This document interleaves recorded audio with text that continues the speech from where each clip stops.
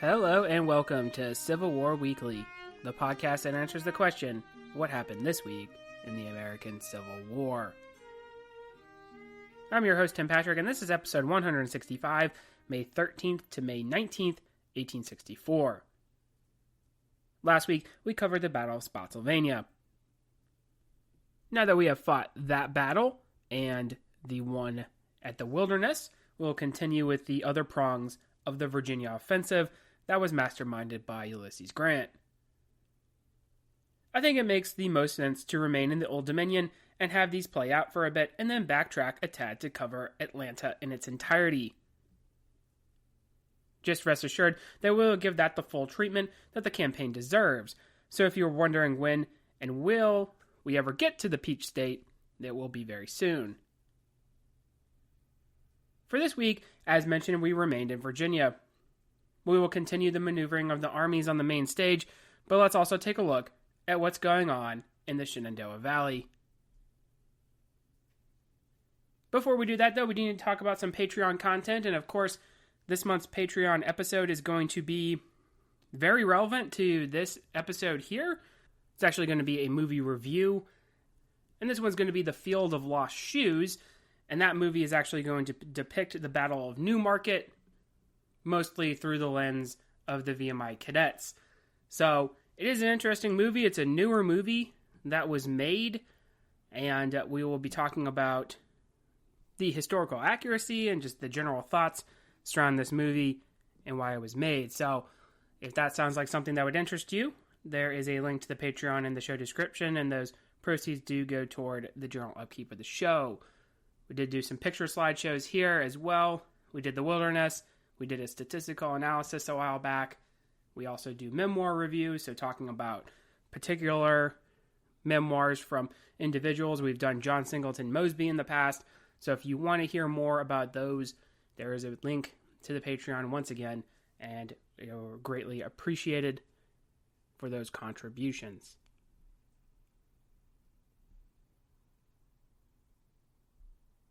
Hopefully you will remember the three-pronged attack that Grant will want to roll out in Virginia.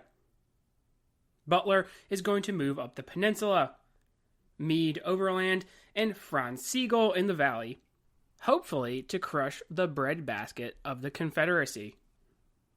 Now, if you are wondering why Franz Sigel is in charge of this operation, that I think is a valid question considering his previous record.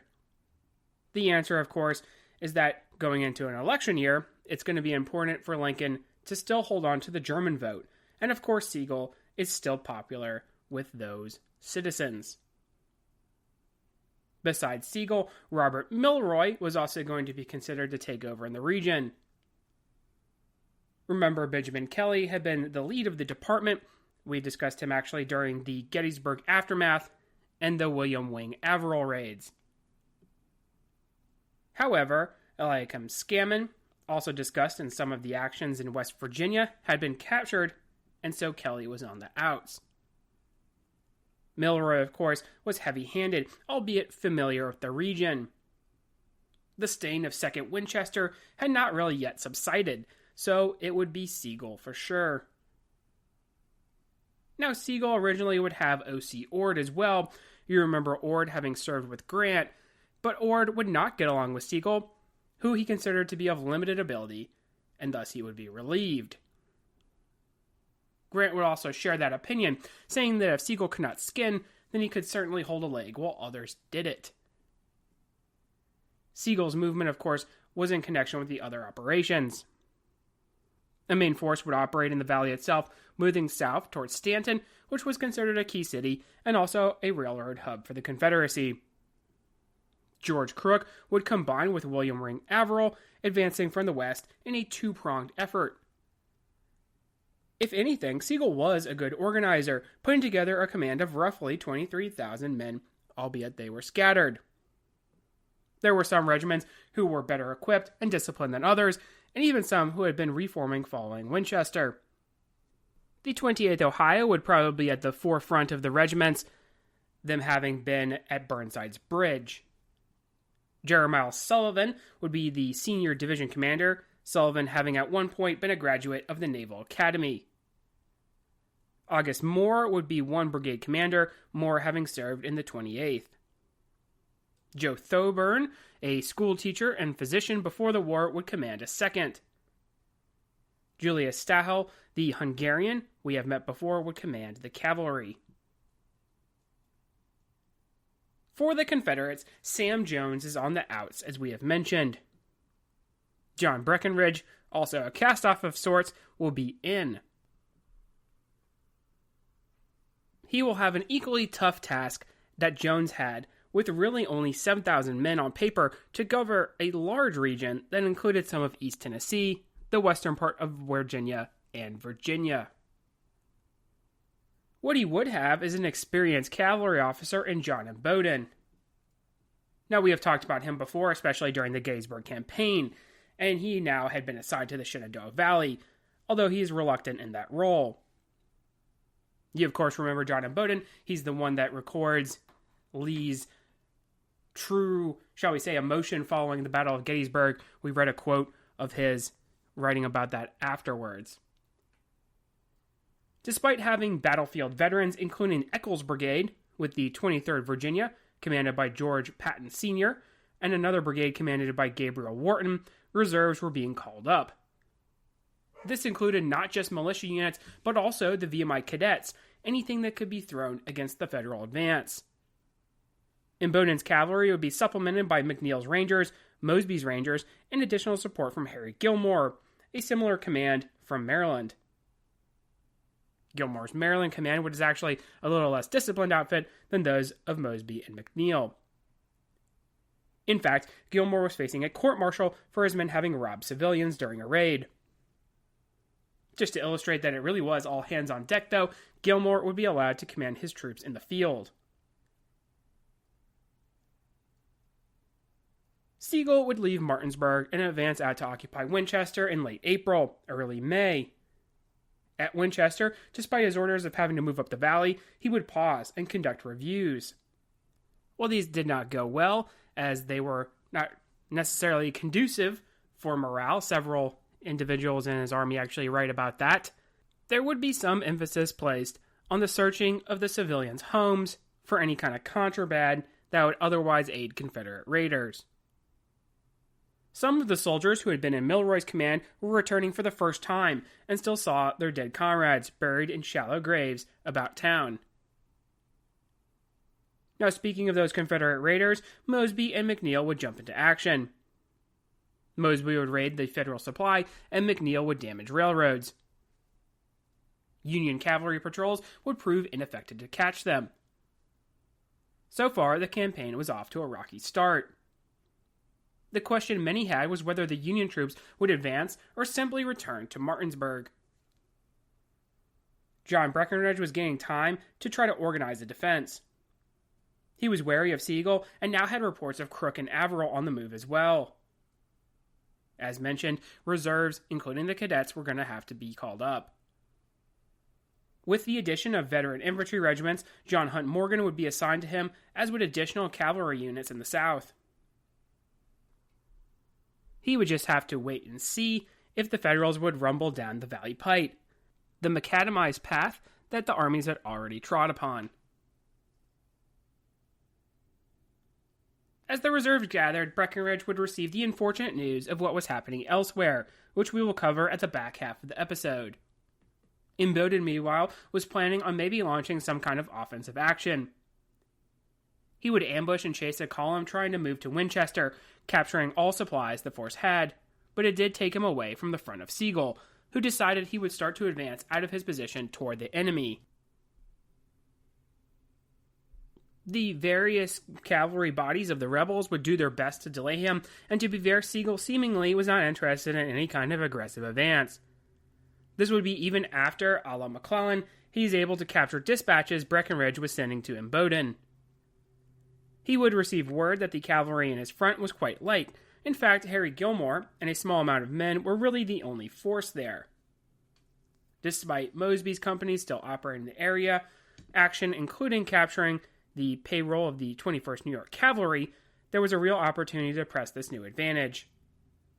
Sigel would delay, however, sending a cavalry force around Massanutten Mountain, You remember that high ground being featured in the Valley Campaign of 1862.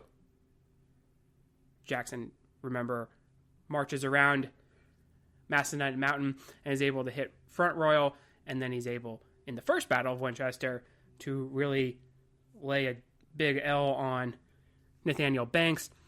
And, of course, then Jackson moves back down the valley, finishes up his Valley Campaign, and then he's able to join the defense of Richmond. Imboden was able to react, flanking and hitting the Federals, capturing a majority of the command in the process on May 13th. The pass in the mountain to Newmarket was crucial to communications for the Confederates, so Breckinridge decided to put his army in motion and meet Imboden's command at the town of Newmarket, making a stand there.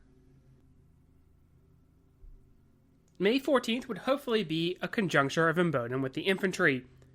The experienced cavalry officer had set up his command at a place called Rood's Hill, a fairly strong position. But there, they would make contact with Sigel's advancing army. The Virginians would skirmish with the 1st New York Cavalry, as well as with some artillery for the majority of the day. August Moore would arrive with the lead infantry elements, the Union Army then able to push the rebels back. Imboden, who had gone to confer with Breckinridge, would arrive back on the field, stabilizing the line around the town of Newmarket. Moore would set up his command at Manor Hill, across from another piece of high ground called Shirley Hill. The Shenandoah River and a creek would flank both sides of the battlefield, the pike running through the town. Moore would rest his command, which curiously included units he was unfamiliar with, him taking command of a third of the army. Also curious is the decision by Moore to, despite heavy rains, have his men sleep on their arms without fires, making for quite the uncomfortable night for his advanced element. Now you can sort of understand why Moore does this. There's several reasons. One, he is isolated ahead of the rest of the army. Reinforcements will not arrive until the following day. He has unknown strength in front of him, so obviously he needs to be ready for any kind of shenanigans, shall we say, by the Confederate Army. And I think, too, we can also really chalk this up to the effectiveness of the Confederate raiders, Mosby, McNeil, Imboden's cavalry, even Harry Gilmore. All these commands are kind of living rent-free in the brains of these Federals. They've been raiding, and they don't want to be surprised. So if you don't have a whole lot of men, you want to be ready for everything and anything, and it probably would not be above, say, a Mosby to launch some kind of night action that could severely deplete your command. Additionally, though, there are Confederates who are going to be probing the line during the night, so there would be some kind of night action. So it's also very justified that Moore keeps his men under arms. Now, if you are with a bigger army in a better situation, shall we say, with a commander that has consolidated his force, then these men could be rotated off the front line and they could be given some rest and allow for fresh troops to move up. But unfortunately, for Sigel's army, they just don't have that luxury. Under the cover of darkness, the cavalry would withdraw, though, their work perhaps being done. But the next day, the 15th, would see Breckinridge arrive with the rest of the infantry. He had a bold plan. Imboden, with his cavalry, would draw the Union forces into a trap that would be laid by the infantry and artillery. But Moore would not be moved. In fact, his command was really in a precarious position. The 18th Connecticut, 123rd Ohio, and 1st West Virginia, along with the 34th Massachusetts, in reserve, were in a desperate need of additional troops. But it was apparent that the Federals had no intention of advancing. The Kentucky general would realize his golden opportunity. He would tell Imboden that he believed that they could whip them there, and that he certainly would do it. Bringing up Warren and Eccles with their veteran commands, he would instruct Imboden to detach some cavalry to join the infantry, while Imboden forded the swollen Smith Creek and tried to get into a flanking position in the rear of the Federals. Skirmishing would erupt along the line, with the Confederates driving their blue-clad counterparts.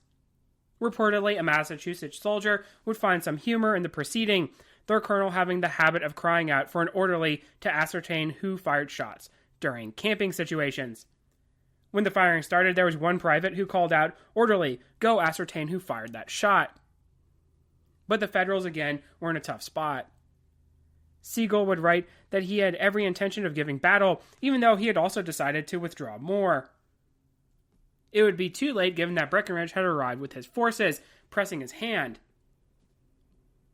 We've talked about this in previous episodes, that withdrawing a force in the face of even a smaller enemy is going to be difficult in a Civil War battlefield scenario, so Sigel's kind of stuck with more engaging with the enemy.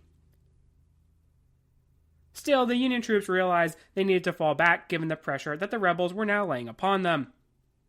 Advancing down Shirley Hill, the Confederates would be briefly exposed to enemy artillery, but just given the terrain, once they had passed this brief moment, they would then be covered once again. At this point, the cadets would come under fire for the first time.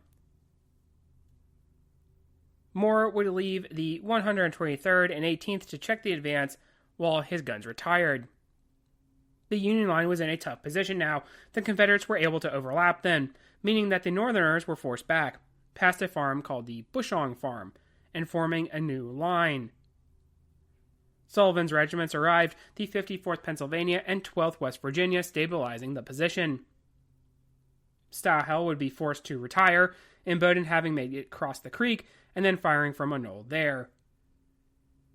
From the new line, though, the Confederates would be exposed to not only artillery, but also small arms as they got closer. Despite their guns providing some support, the advances would be costly. Warren's troops advancing on the left of the line would suffer pretty heavy casualties. This would be mostly on part of the 51st and 62nd Virginia. A company of Missourians who had been captured in an exchange and then decided to stay in Virginia would be particularly hit hard. Breckinridge, during the engagement, would be active in placing their guns and directing troops. With rain punctuating the day, Sigel would be able to maybe save the battle for the Federals. His line was now strong, and everything would soon become uncoordinated. Julius Stahel would launch an ill-advised cavalry charge on the Confederate right. They would only find rebel artillery pieces and Patton's 22nd Virginia from Eccles's command.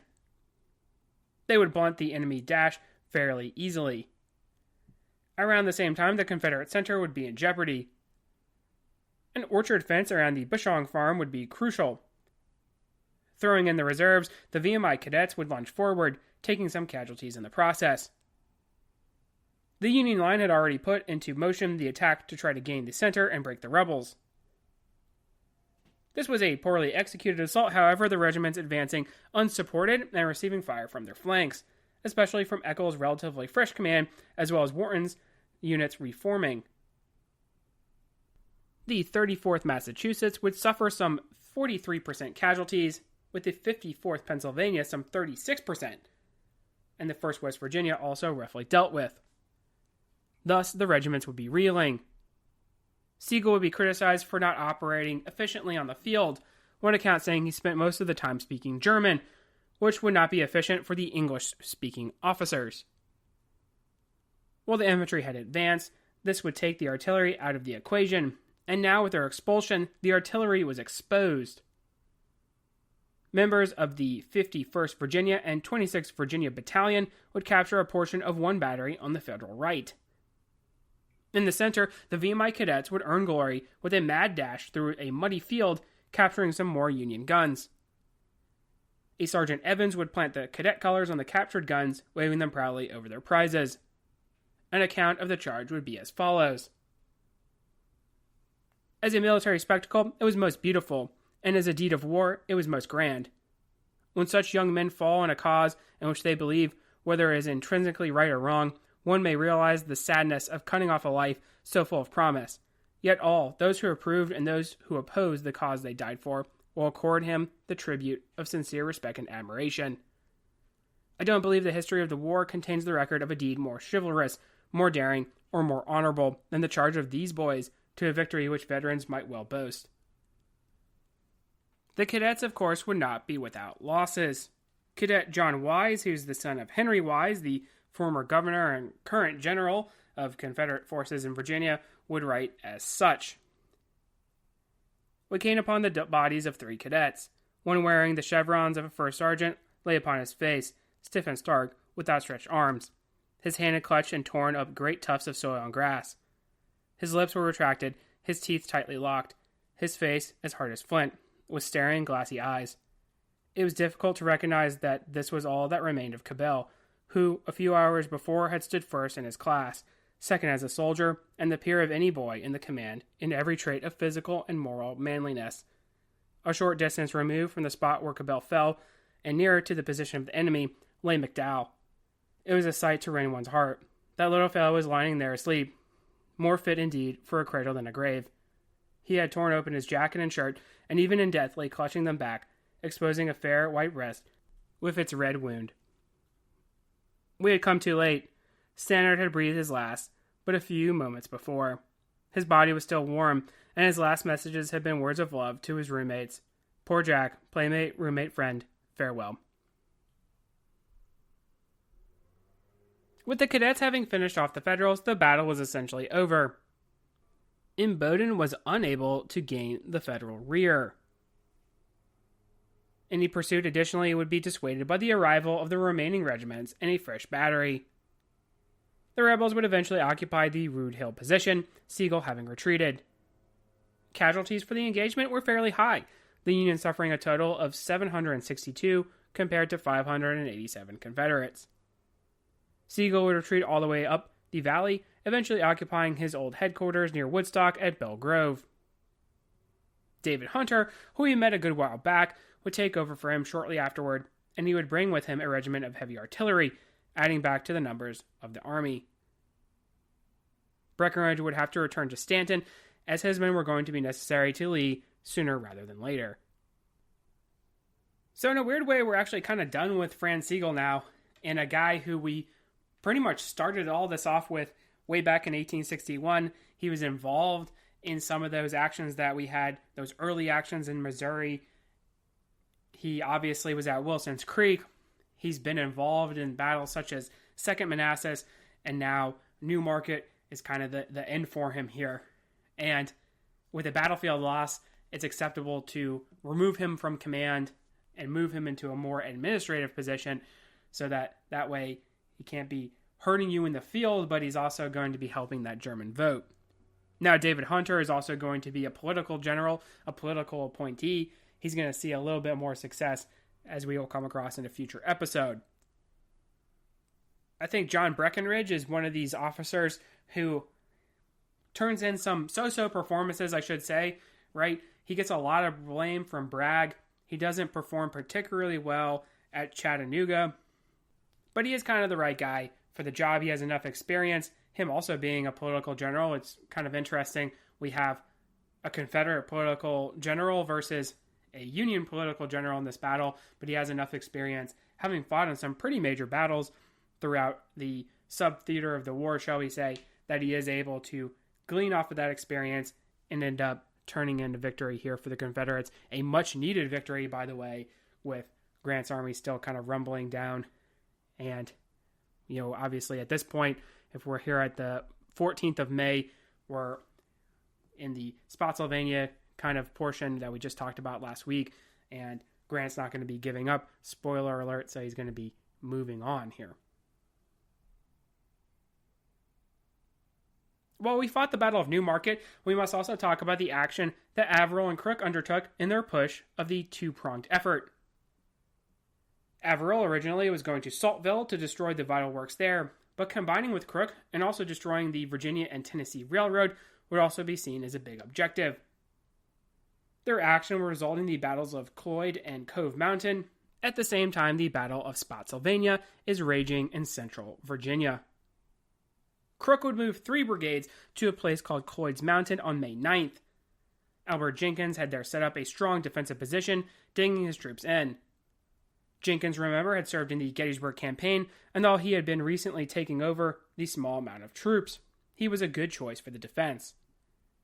He would tell Breckinridge that he would give them a warm reception at Cloyd's, and that they would not be moved. He did retain an infantry regiment that Breckinridge was counting on in the process.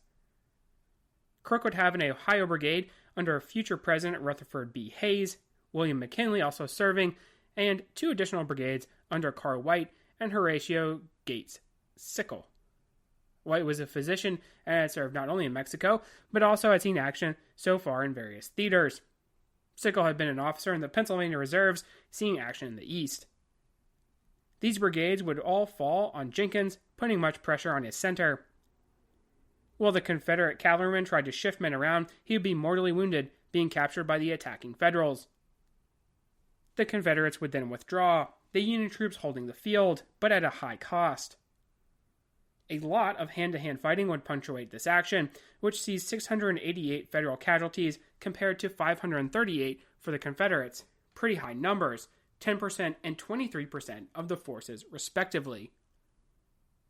Crook would be dissuaded by the losses of continuing his primary mission and the fact he received faulty intelligence that Lee had won a great victory in the central portion of the state would also push his hand. Christiansburg would be torched in the process, and some supplies captured at Dublin, though. In the meantime, William Averill was pushing on Wytheville, where there was a key lead mine. Confederate forces were aware of his plan to strike at Saltville and had gathered accordingly. John Hunt Morgan commanded troops, and a detachment from Grumble Jones would block his way. Averill then decided to press on Wytheville. Now, Wytheville had been raided in 1863, but it would be safe from the Federals in May of 1864. Morgan's troops would occupy a gap on the 10th. Averill would originally order Alfred Dufee to attack the position, something that probably actually would have ended in disaster had it jumped off as he had intended. With the Federals not taking the initiative, Morgan pressed the attack. Averill's regiments, some armed with Spencers, would hold on long enough to get to dark, although Morgan would claim that 2 more hours would have seen the enemy cavalry all captured. Averill would light many fires and had mentioned in front of pro-Confederate citizens that Crook was on his way to reinforce his command. Using the ruse, he would slip away. Now he would almost be caught at Blacksburg, but the pursuing Confederate forces were unable to catch him. Crook and Averill would destroy some key railroad bridges, including one over the New River, so their raid, while not really a success, was not without its fruits. At Cove Mountain on the 10th, Averill would lose some 114 men, displaying how even in these smaller engagements, there still was pretty heavy fighting.